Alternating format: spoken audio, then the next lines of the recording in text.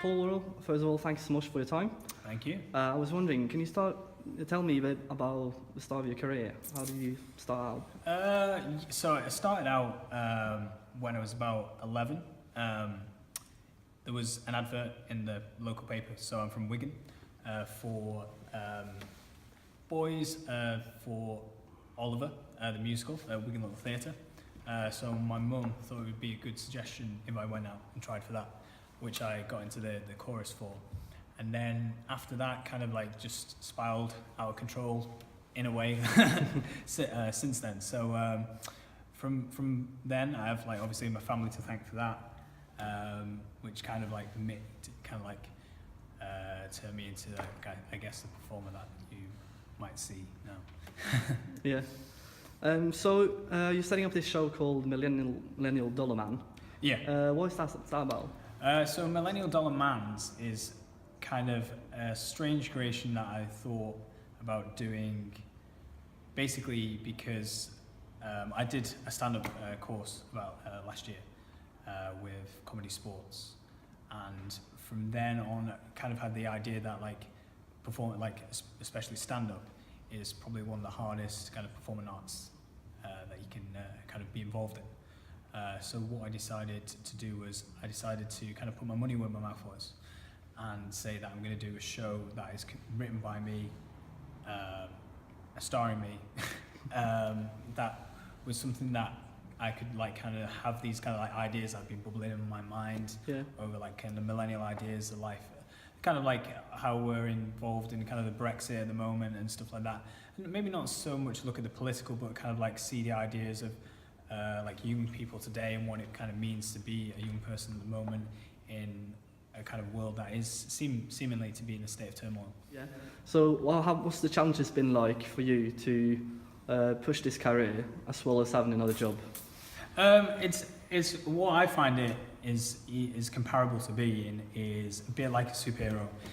It sounds a little bit I don't know, pastiche, but I go to work like any other creative, like on the fringe, but I sometimes kind of like hide the fact that I'm an actor, or kind of don't make a point of saying it in kind of like real life, just because I think it's quite hard to, because you get this, especially as an actor, and that you get questions like, you're an actor, have you been on TV, or this play that you're doing, are you the lead? And it's stuff that people who aren't actors or aren't creatives don't get that. So I kind of like keep it, it's almost like a dirty secret really, a little bit private. Yeah.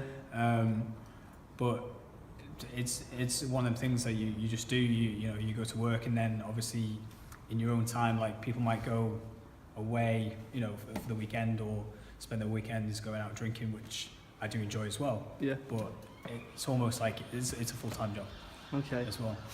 What do you feel has been the highlight so far of your career in acting and comedy? It's a difficult one. A couple of notable things, like obviously the work that I've done with Vertigo Theatre Group with Craig Hepworth has been phenomenal, especially Last Dance, which we did a couple of years ago, about the AIDS crisis in America during the 80s. And simultaneously the kind of like madcap but very much a drama with heart, Porno Chic, which I did a run last year for the Great Manchester Fringe and won Best Drama, I think.